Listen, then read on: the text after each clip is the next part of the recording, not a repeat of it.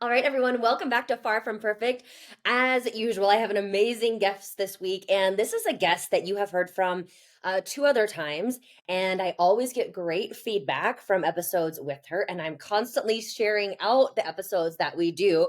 Welcome back to the show, Stephanie Mera. Stephanie, thank you so much for coming onto the podcast today. I'm so thrilled to be here. You know, I always love connecting with you, and I'm excited to see where our conversation takes us today. Because we always walk in with somewhat of a plan, but then things just do what they do. And one of my favorite things about talking with you on the podcast is your voice.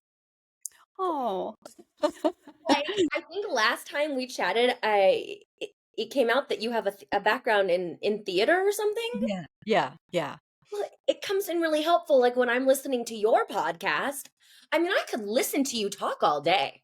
Oh, thank you. I do get that feedback quite a bit that apparently my voice feels very therapeutic.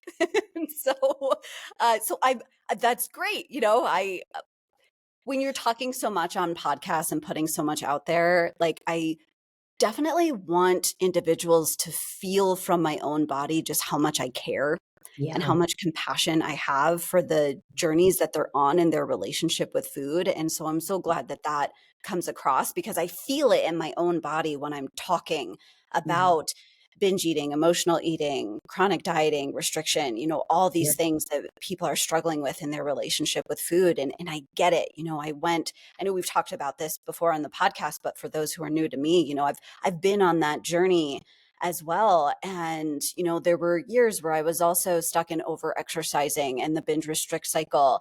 And to come out the other side, I always want to offer others hope that things Mhm. can change. This isn't your entire life and you will Mhm. not be stuck here forever. Oh, I love that. Well, and that's a great segue into like who you are and what you do. So, Stephanie is a somatic nutrition counselor. And I mean, you're a therapist, right? Yes, my background is I have my master's degree in somatic psychotherapy. And the thing about somatics and any therapeutic program actually is that most therapists don't get trained in relationship with food. There isn't a single class on these things or nutrition. And so I always saw it as a gap that when I came into my somatic psychology program, I kind of came in blaring like, I'm going to be the person that, combines somatics with nutrition. And along the way, what I really discovered was also that there was this piece around trauma. And that a Mm, lot of the time that our relationship with food and our food behaviors and our food coping mechanisms, they're all getting created out of a response of usually past trauma, some nervous system dysregulation, and it's an attempt to recreate or reestablish safety in the body. mhm, And for those that are also new to me, let's define trauma here as also anything that happened that was too much, too fast, or too mhm, little for too long. And there was no co regulation in place to help you feel safe in the world. mhm. So, the trauma is a big thing right now. It's kind of become very popularized. And so, no, not everything is trauma. And it's not about the event, but it's how your body processed it. And so, if you're someone who feels like you have been worrying about what you look, how you eat, when you eat, all that food noise, that's a new term that a lot of people are using, that you feel like you're just thinking about food all the time, that there could be potentially some trauma response that's happening in your body that has dysregulated your nervous system, that your food behaviors are trying to do something for you. Yes. So I will tell you, I don't know which podcast it was on where we chatted. I reference what you said so often Hmm. because what you had said was like binge eating or no, it was emotional eating. Emotional eating is not a bad thing necessarily, right? It's just when it's our only tool that we have to soothe, that's where we get into trouble. And so, like, you're talking about this binge eating, emotional eating, it's a protective thing, if I'm understanding. Yeah. Can you talk more about that? I mean, you kind of just did, but can you talk a little bit more about it? Yeah, absolutely. And what you were just pointing to is something that I talk a lot about on my own podcast and with those I work with, is that we actually don't want to take this food coping mechanism away at first. Okay.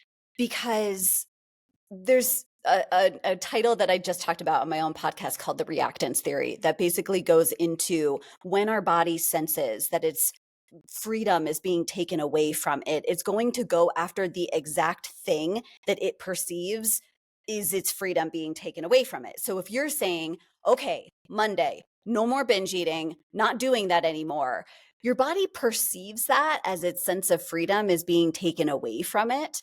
And so all you're going to want to do is binge eat. And so I know it sounds kind of counterintuitive, but we actually want to make binge eating, emotional eating an option. I Yeah. really get that everyone wants to get rid of these behaviors. They're uncomfortable and you want them done with. You don't want to continue this behavior. You see that it's not getting you where you want to go. Completely get that. Yeah. And by making it an option, you start to just open up your experience of choice. And Mhm. choice is very important to bring in safety in the body that you have a choice. You can choose your food coping mechanism and you can choose something else. So we're not sending the message to the body that you're taking away the one thing that it has found to feel safe in the world. We're Mhm. just saying, hey, could we try something else as well? If we still need to go choose this food behavior afterwards, we can do that. So it's Mhm. also not going into trying to choose something else to help you through big emotions, big stressful experiences. We're not saying, hey, I can't then choose food. I have Mhm. to choose these other things, fill in the blank, whatever self care activity you've added onto your lists. It's saying, hey, I'm going to just try this out. And that if I still need to lean on this, I can. And that's how we open up that sense of freedom, that sense of choice that your body's like, oh, okay, I can get on board with this. You're not taking something away from me. We're Mhm. just maybe going to play with something else for a little bit and see how that feels.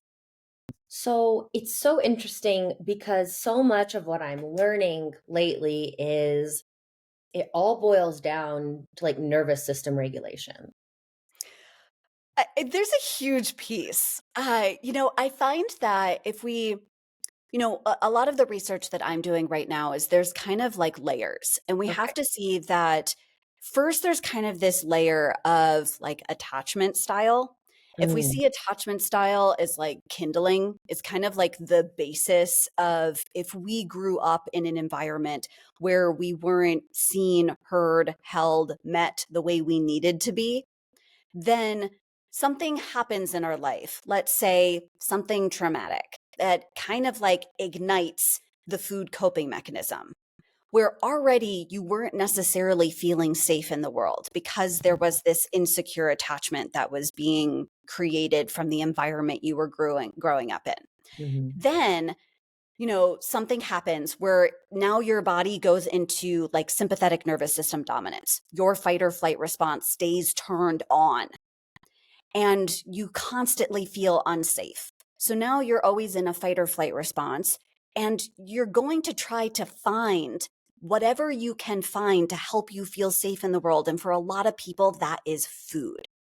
And Mhm. here's the thing about also like all this nervous system regulation work is a lot of what I see on social media is about always calming down, calming down. That's Mhm. not what regulation is.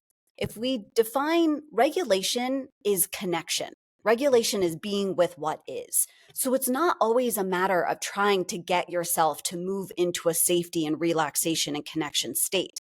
It's actually how do we learn to grow our capacity to be with everything that is happening inside of our body, even being with the fight or flight response, that then we build more confidence, more ease in our body that we can navigate anything that comes our way. And as we update our body's story, that Mhm. we also don't have to perceive a fight or flight response as threatening and that it's never going to end, you'll notice that your food behaviors start to decrease Mhm. because your capacity is growing to be with what is. So it's like, oh, I'm just in a fight or flight response. I Yes. just feel super stressed out today.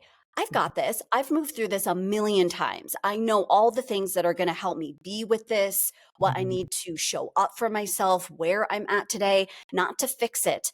because your nervous system isn't broken. It's doing exactly what it's meant to do when it perceives that you are in danger.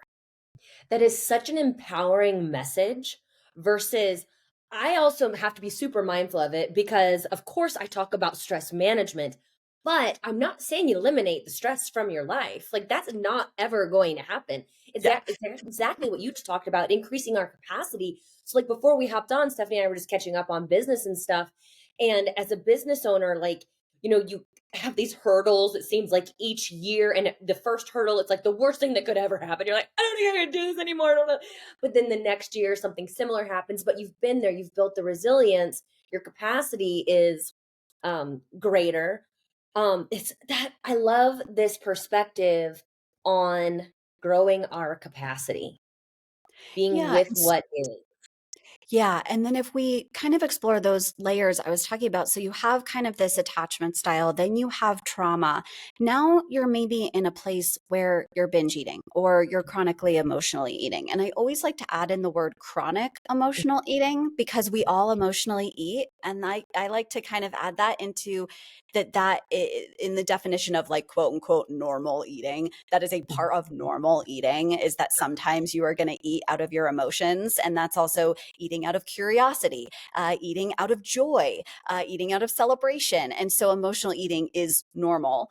But chronic emotional eating can sometimes feel uncomfortable where you feel like you're leaning more on food than maybe you'd like. And so when we're also in those patterns, things start to change in the body.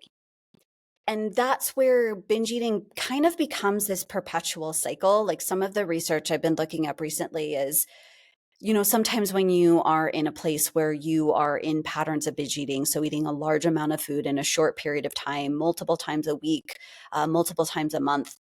And so usually what happens is a lot of your food intake is now coming from specific foods that I like to practice food neutrality. So there's no good or bad food, but sometimes the foods that are chosen in these places are more like hyperpalatable foods. So Mm-hmm. maybe they're more processed, they're higher in sugar, they're higher in carbs, maybe higher in fats. Not that there's anything wrong with that. There is a place for these foods, and that is okay to eat them sometimes.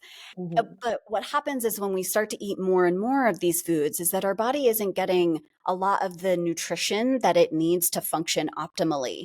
And so something like, let's say you're not getting enough vitamin D in your daily intake. And what we've seen is that vitamin D has been connected to higher rates of anxiety and depression. So now you're struggling with feeling unsafe in your body. You're choosing foods to try to feel safe in your body. It's disrupting your nutritional balance inside of your body where you feel horrible. And then you go choose more food to try to feel better. And so it becomes this perpetual cycle where, there's I want to really bring in so much compassion for anyone who's listening to this, that there's actually quite a lot of layers. It's not just like, why can't I just stop this? Right. Yeah, like you would if you could. It's Yeah. not a you issue necessarily. Yes. And that when you are choosing these behaviors, I also like to bring in that it's not the you that you know.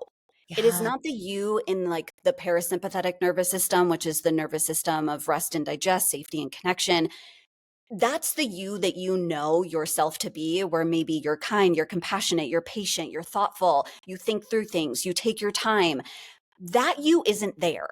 Mm, And so when you're like, why can't I make a difference? It's like you aren't there to make the different decision. yeah. So a little bit of it is starting to embody some of these more uncomfortable nervous system states to feel like you can show up for yourself in them and move through them in different non-food ways. And also that your prefrontal cortex is shut down. Yeah. So that's the part of your brain where we do rational, logical thinking. It is shut down when you are living in a sympathetic nervous system state to also make a different decision.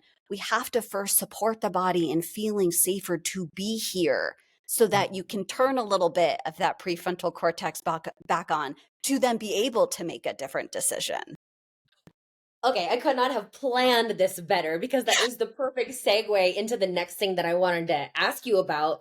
And the other day on your social media, you were talking about why intuitive eating Mm. doesn't necessarily work in these stressful situations. Yeah. So, I mean, this will also tie into the holidays. Maybe you're going to be around family you haven't seen in a long time, around food you haven't seen in a while. Why does intuitive eating not work in stressful situations?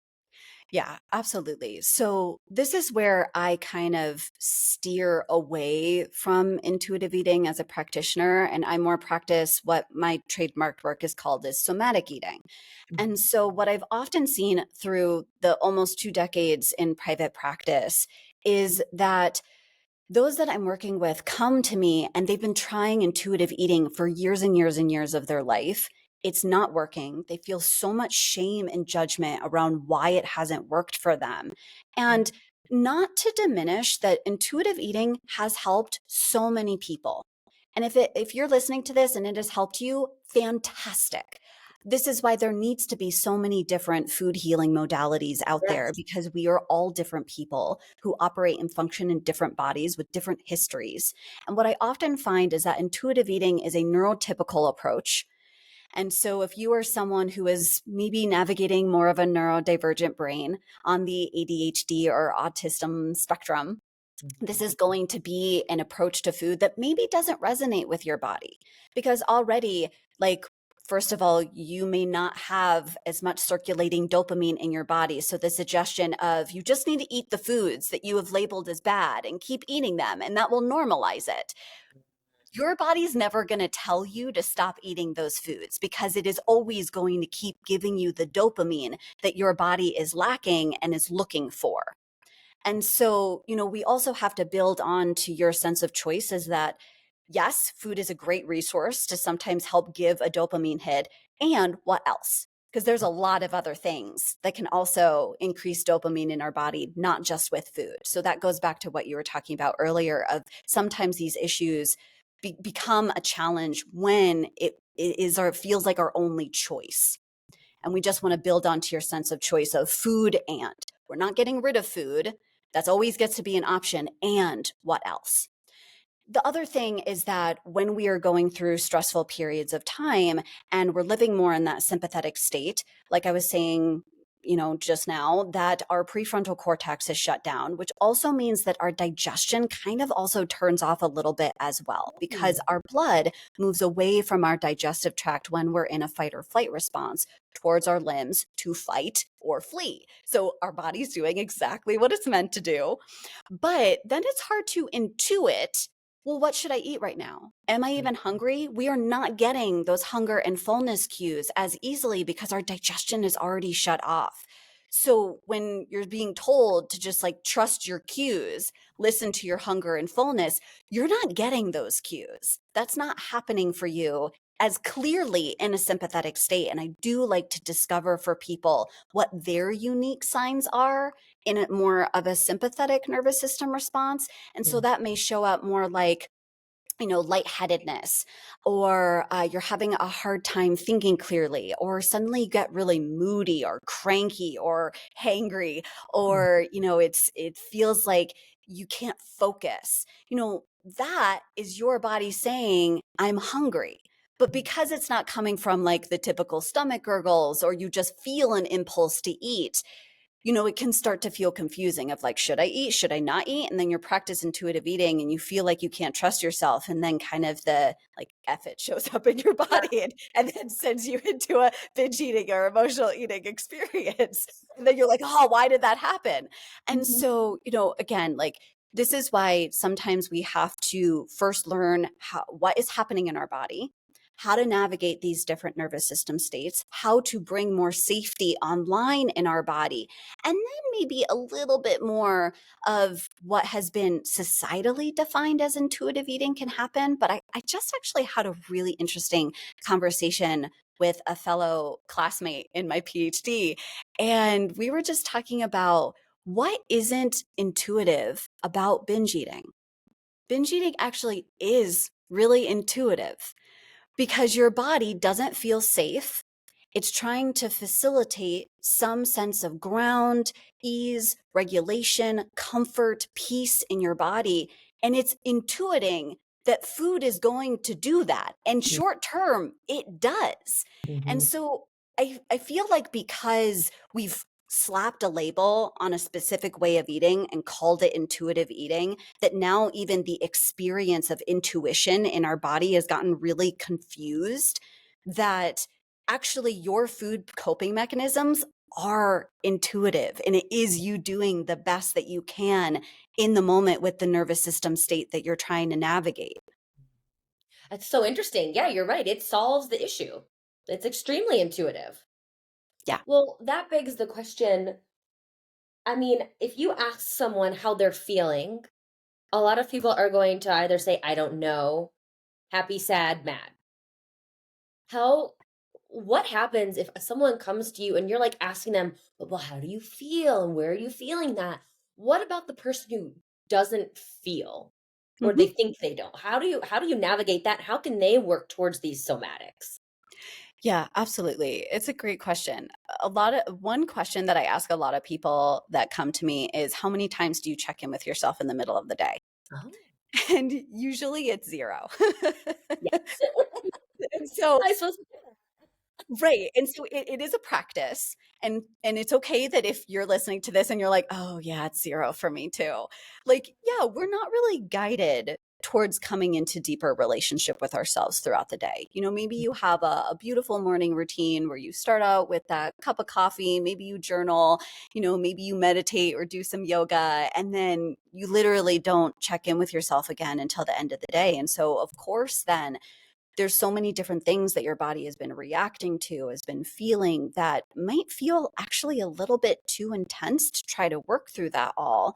That if you are someone who finds that your food coping mechanisms like binge eating or emotionally eating happen more in the evening, that makes a lot of sense. Food's then helping you kind of like turn down the volume on all the things that your body has been trying to tell you all day. And so it actually is quite an initial practice of learning, how do I feel in my body? It's learning the language of your body. So think of it as if you were learning French. You'd have to practice it. You'd have to get the pronunciations. Like you would have to start to speak French every single day to start to learn this new language. So I really want to bring in this self-kindness, that it's just maybe not a language that you were taught or you Yeah. were welcomed into, especially if the messages that you got growing up were stop crying, get over it. You weren't allowed to throw a temper tantrum, which is actually a very important developmental process for a kid to Mhm. learn. I can feel big things and move through this. And so if you also reflect on like if you were someone who never threw a temper tantrum or that was always cut off for you, you might have already felt as a kid there was no space for you to have an experience like that, because you already knew as a kid, because kids are so smart, Yep. that no one's going to show up for me in this. So I might as well just not feel it at all. It's so So, funny. Oh, go yeah. ahead. Go ahead, No, please. go ahead. I was telling you before we hopped on the call, I was on a coaching call yesterday in a group that I'm a part of. I'm a member of, and this is exactly what we were talking about, like feeling our feelings and why we struggle. And everything you just said, Stephanie. Yeah. Oh, you're so dramatic, or you're embarrassing me. Stop making whatever. We Yeah. were told it was I'm okay a to feel. I'm a highly sensitive person as well. And so I got all of those messages of just like, stop being so sensitive. So to circle back, it's about okay, checking in with ourselves, slowing down. Is there anything that people should be looking for? Like if I close my eyes and I slow down and I check in a couple times a day, will these messages magically appear or how's it work? Yeah. Yeah. Right. It's really confusing of just like when someone says check in with your body, like, what does that even mean? That's a lot of body to check in with. So it's like, what, how do I do that? And then that can feel overwhelming, especially when there's kind of this like blanket statement that you see as the realm of somatics, which is relating to the body, distinct from the mind, gets more Mm, popular as a therapeutic modality. It can feel really confusing of like, well, what does that even mean? How do I check in with my body? So usually I like to guide people to choose one body part, check in with one body part. Don't try to check in with your whole body. So you might choose, I find for a lot of people, a lot of sensation maybe shows up in their chest. So it's like, okay, when you check in with yourself in the middle of the day, you might notice, what is my chest doing? Does it feel expansive? Does it feel contractive? Do I notice particular sensations that are showing up here? Does it feel tingly? Does it feel tight? And then just taking a second to be with that. And I find that I get a lot of questions of like, well, is that just it? Like, is that all I do? Like, what do you mean just be with that? Like, how is that going to do anything? And I think, again, we see our emotions as something to be fixed rather than Mm, something to relate with. They're natural, they're normal. And if we see our emotions as something to be fixed, what happens when they come back? Because the tightness, the tension, the lightness, even or expansion, or a sense of space in your chest that sometimes you might feel, that's going to come back again and again and again. So we want to learn to be with all of it mm, and not to feel like we need to fix it or try to make it go away. The analogy that I may have shared at some point on one of our podcast episodes, but I'll share it again, is if you can see it like when you sit down to like a cup of tea or coffee with a friend and you're mhm, going through a hard time and you're just like kind of venting with them, and they don't try to fix anything. They don't try to offer any guidance or advice. They just listen to you and they reflect back, wow, that sounds really hard. mm, Wow, I can't believe you've been going through that all by yourself. mhm, And you walk away from that tea date, coffee date feeling so much better, but nothing has actually changed. The situation that you're in, you're still in, but now you feel seen in that experience. You feel validated in what you're going through and how you feel in what you're going through. You feel connected to another human being, which brings in safety in our bodies. So mhm, we start to move out of that sympathetic state. So just seeing ourselves and being with ourselves, it's doing the same thing as what a friend would do with us. And sometimes we do need co-regulation with another human being to do this if it feels hard to do it with ourselves. But we also get to practice with ourselves of, okay, if I was my own best friend and I yeah, was sitting down with myself and I was saying, wow, I feel tight, I feel contraction, I feel shortness of breath, oh, can I just be with this? Yeah, this makes so much sense that this is the reaction that's showing up in my body. Like, oh, yeah, this is really hard to go through. Yeah, I get, body, why you would be reacting this way. Starts to turn the sympathetic nervous system down, turn the parasympathetic nervous system back up, because we're also not seeing what we're going through as dangerous anymore.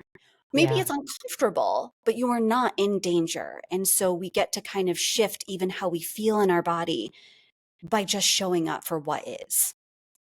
yeah. It's like that validation. Like I told you on that call, it just felt good to know that I wasn't alone, and being validated by other people. I could offer myself that same validation and not judging what I'm feeling or going through, but just acknowledging. That's so powerful. So speaking of somatics and getting more popular, that's what we do, right? We take a good thing and then we Everyone needs to change it, alter it, co-opt it. Yeah. make some money off of it. Yeah.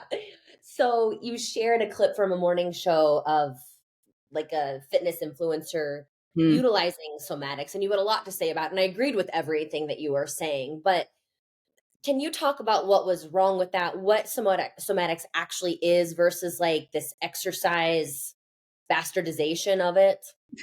Yeah. Absolutely. I love the way you just described that.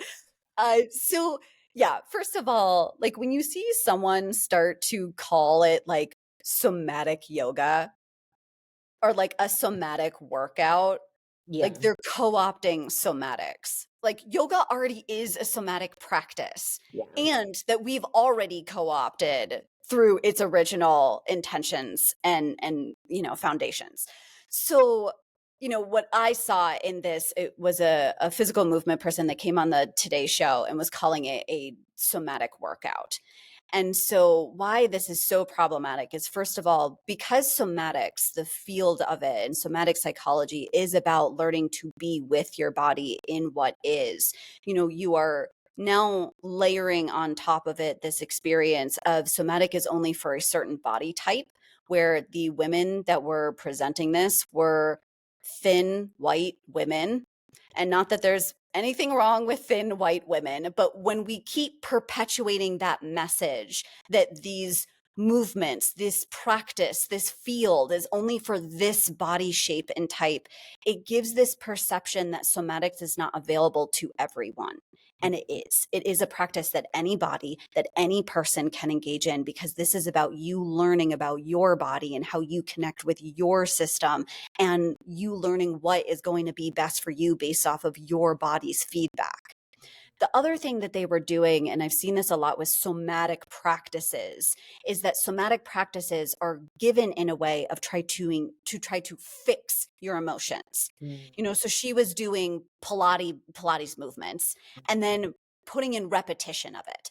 Now, are there some somatic practices that say, like, yeah, we need to shake, we need to kind of move our body in certain ways, because what shaking does is it sends the message to our limbic part of our brain where we, process emotion, that, hey, you can turn the sympathetic nervous system off, we're safe, and the threat has passed. Like if you think of an animal and how they shake when a threat has passed, we've kind of lost that as human beings. So people have kind of taken that research, that idea, that premise, that shaking can be helpful, and repetition with things can get you into a shake to move through something. But when we put a workout on top of it, it's like, oh, okay, I'm going to do this somatic workout and then I'm going to feel better. And it gives this kind of idea that you'd have to keep doing this somatic workout, which is like great marketing, Mhm. to continue to feel better. Now, can physical movement move you into a different place in your body? Yes, I don't want to diminish that. But also, I don't want people to get the perception that their emotions are something to be fixed and that they can just do these somatic practices and then they'll be all better. Somatic practices, when you see things like people suggesting shaking or pushing, or, I saw another person put out recently, it's called TRE, exercise that, like, if you lean up against a wall and do kind of a squat and, like, stay there, and you're going to start shaking, and like that's going to activate certain things in your body where it's going to help you move through a trauma response. Sure. Some of these things could be helpful. Absolutely. It's always worth trying to practice any of these things. Mhm. But it's only that they are going to turn the volume down on what's happening in your body. It's not going to fix it or make it go away. It's still a matter of you showing up for you and journaling, being with the sensations, learning like how to show up for yourself and what you're moving through, and not make it a problem to be fixed. And then noticing when kind of and this is a subtle thing that you'll start to notice if you start practicing some of this nervous system regulation work, which I've been practicing for many, many, many years now, is there's like a slight click that you'll feel of, oh, I'm not in fight or flight anymore. Okay. Mm. Like I've moved out of that, but not even making that the better thing. Like, oh, okay, yeah, it might feel a little bit calmer in my body to be in the parasympathetic nervous system, but I know my fight or flight response is going to turn on again because it does it all day, every day. And so Yeah. the practice is how we learn how to move in and out of different states with more ease, Mhm. rather than seeing all of these somatic practices that are out there as, okay, I'm just going to do these and then that's going to end my eating behaviors. Like, then I'm not going to have the urge to binge anymore if I just keep shaking. And it's like not exactly. All right.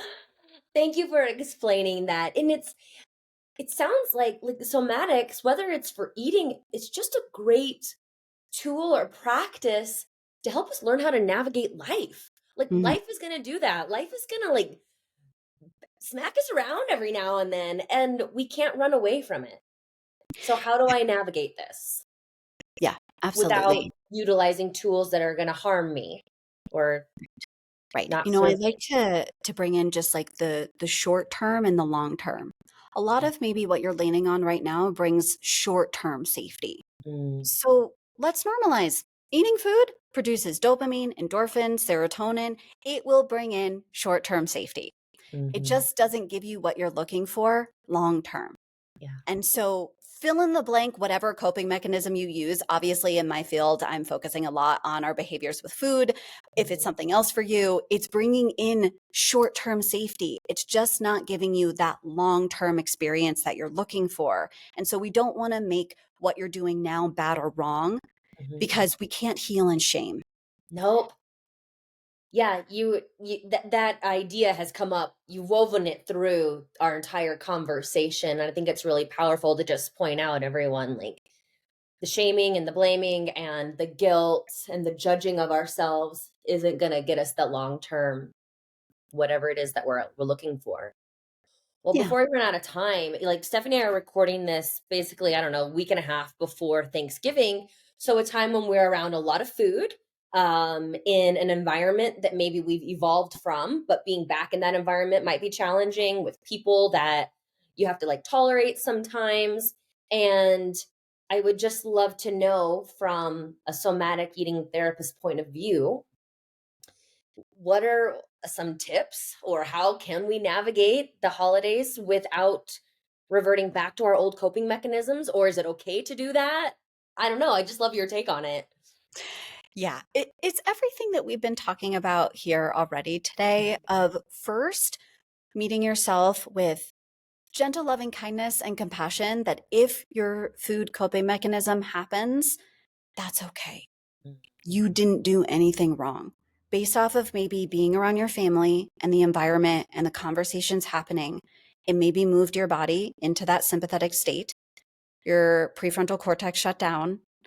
You were feeling really unsafe and you were doing the best you possibly could to navigate a nervous system state that you're just not used to navigating yet. I always like to add on the word yet. And so, even after your food coping mechanism happens, sometimes I find that the practice is how you meet yourself afterwards. Mm. Can you be kind with yourself? Can you even ask yourself, how is that something I needed? How was that the best decision I possibly could have made in this moment? So you get to start to be with yourself and see the wisdom in those food behaviors that maybe they did support you in feeling momentary safety. And that was what you needed. And that is okay. You didn't do anything wrong. Okay, so you just said something that I'm like, okay, no wonder, because I always feel like when I go back to my parents' house, girl, I am immediately 16 years old again. I am 16, but I'm like, it's because my prefrontal cortex shuts down.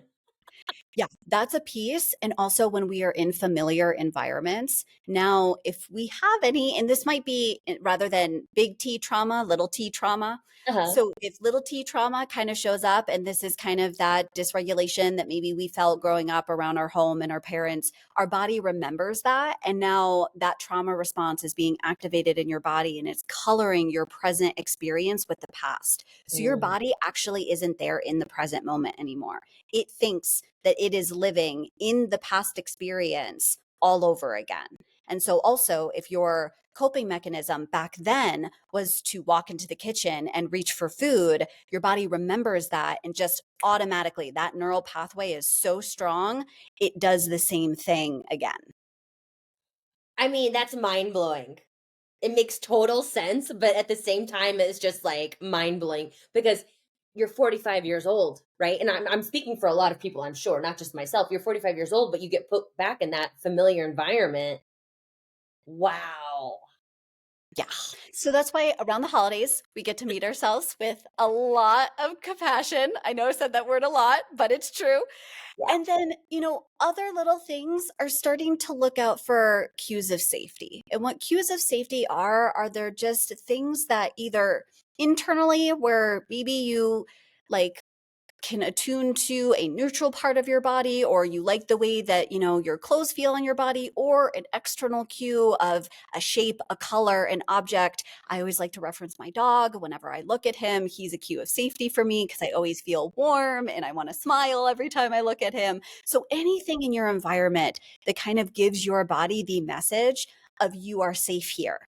And so, if continuing to focus on the conversation that's happening, if continuing to focus on, you know, the ways that people are responding to you, all of this is feeling dysregulating. Continuing to focus on that is going to give your body cues of threat where you're going to get more and more and more dysregulated.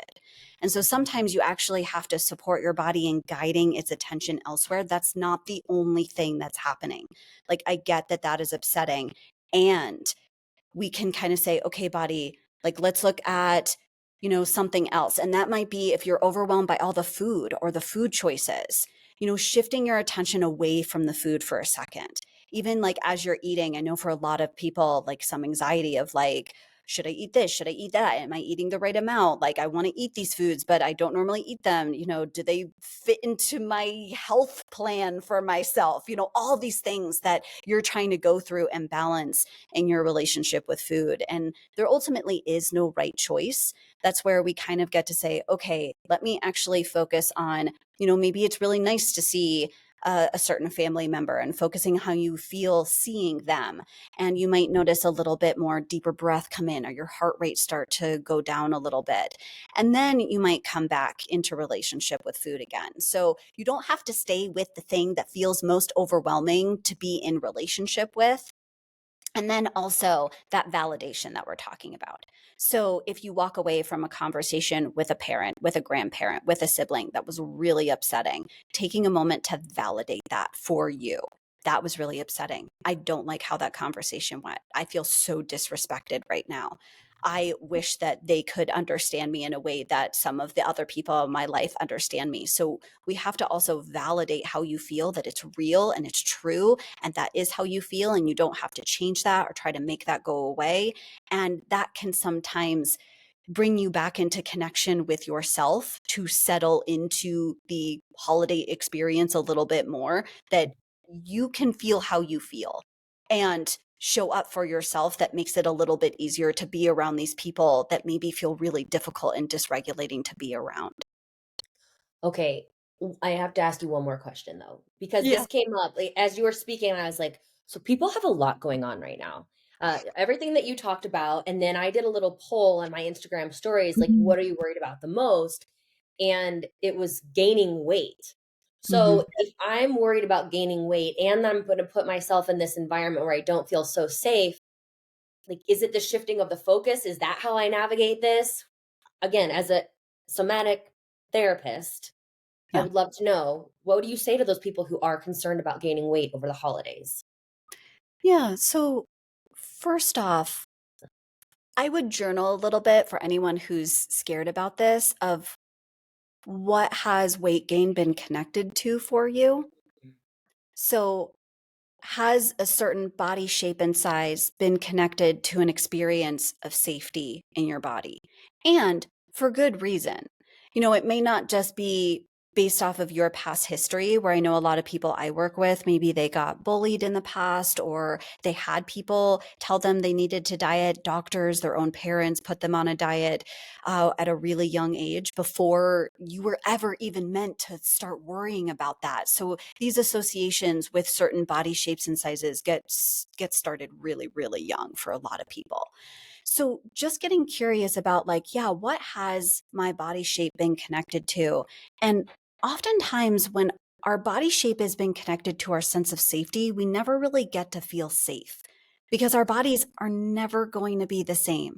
They're never going to be the same look, the same weight. We go up, we go down. And so it's kind of, there's a quote of like, it's like building a house on shifting sands, Mm, that it's just like, there's no solid ground to build off of no. when your safety has been attached to your body's appearance. So first, just starting with building some awareness, some understanding, some compassion for yourself of, oh, this has been connected to my sense that I will be okay in the world. And also because we do live in a fat phobic, weight stigmatized world. So Yeah, of course you fear yeah, that. right. And so that validation of just saying, yeah, of course this is scary. Based off of my upbringing, the messages I've received, the world that I live in, this is scary for my body to change. And just in that showing up for yourself in the fear, I would say detach from the story that is being created, like all of that, like, oh, but what if I eat this, then it'll make change my body, then I'll gain weight, then I'll have to do this, then I'll have to do like that's all the story. But what's Mm, happening in your body, what your body is potentially feeling is an immense fear. And that mhm. might feel tight. That might feel like your belly is sinking. That might feel like your shoulders are hunching up. And can we show up for the body experience of what does it feel like to be in fear? And how do you want to move through that? So, Wow. there can be body impulses in fear where maybe we need to kind of like snuggle up under a blanket and kind of be like, yeah, I'm really scared right now.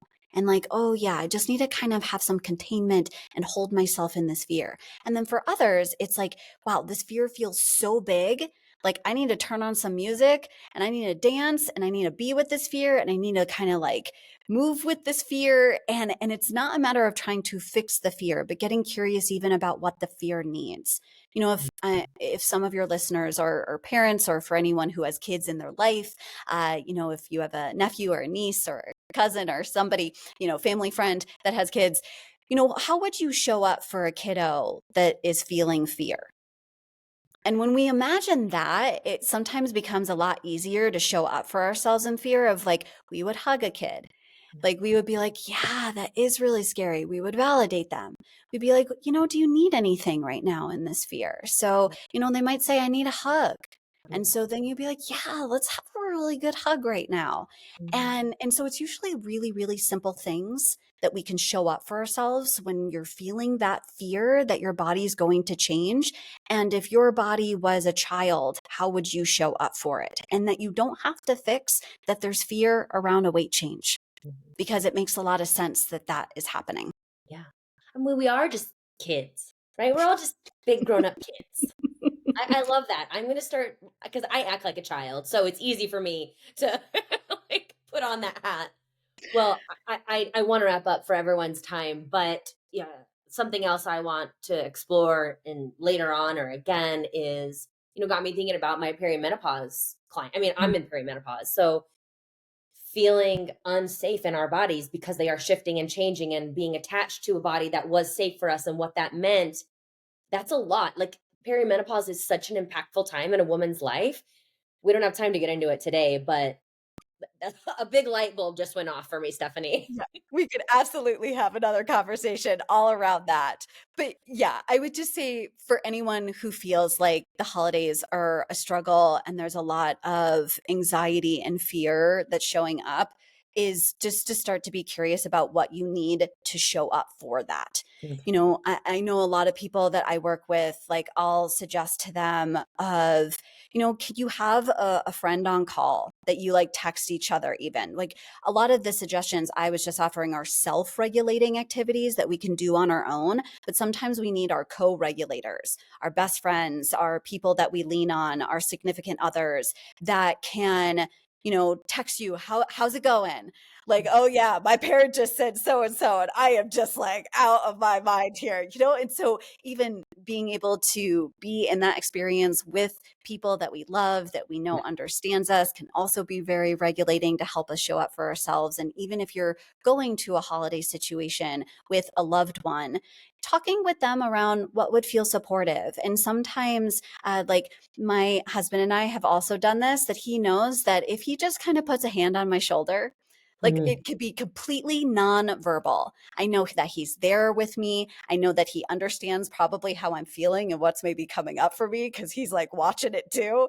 And Yeah. so, like even little things like code words or, certain touch. I know touch isn't for everyone, but find little ways that you can also, with your significant others, be there with each other in that experience so that you walk out also not feeling as dysregulated because you had someone with you through the whole experience. I love the idea of like a code word because that really feels like you've got someone in your corner, right? Like pineapple, pineapple. Yeah, absolutely. Oh my gosh, you are such a gift. I could talk to you for hours. So if someone's listening, they're like, oh my gosh, I've got to work with her right now. Is that a possibility? How do we work with you? And don't forget to Yes. mention your podcast as well, the Satiated Podcast. Yes. Well, thank you. As you know, I feel like I always get so excited talking with you and I could talk with you for hours. So just thank you so much again for having me on. So for anyone who's interested, first you can find my website at stephaniemara.com. You can find all my social media links there. I'm on literally every social media platform that is out there, so you can connect with me. I would just throw out Instagram is @_Stephanie If you want to work with me, there are two ways to do that. One is I do currently have openings in my one-to-one private practice. So if you want to work with me one-to-one, you can book a free 20-minute connect call with me on my website at stephaniemara.com, and we can kind of get connected and talk through if we feel like we're a good fit in working together. And then I do teach my somatic eating program twice a year. One class is happening right now, so that has already started. The next class will start at the end of April. So you can also go to somaticeating.com to join the wait list for the next class for that. And if you want to dive into this work in more of a self-paced way, I have a mini course and also a somatic eating intensive that if you go to stephaniemara.com/learn, you'll find some self-paced courses that you can do there, and then free content. Obviously social media puts so much out there, and also a lot Yes. of people have felt very supported by my podcast Satiated. So feel free to check that out as well. I love it. Well, thank you so much for everything that you do. And she's also, in case you missed it, she's in school right now, also getting her PhD. And we're gonna have to get to call you Dr. Stephanie. Yeah, which is wild. I don't know. I'm ready for that. But yes, I'm going back to school to get my PhD in somatic psychology, and I'm doing research right now on my modality of somatic eating. And I really feel like there just needs to be newer modalities that are more trauma informed and nervous system informed around healing our relationship with food that is just not out there. So if you feel like you've tried every approach that is out there and you feel stuck in your relationship with food, come contact me because I feel like this approach is really different and is finally moving the needle for some people. Awesome. Well, thank you again, Stephanie. Everyone, well, you can connect with Stephanie in the show notes. I'll have links to everything there. And until next time, I'll see you soon. Bye, Steph. Thanks. Bye. Thank you for tuning in to another amazing episode of Far From Perfect. If you want to support the podcast, because it's my little passion project, right?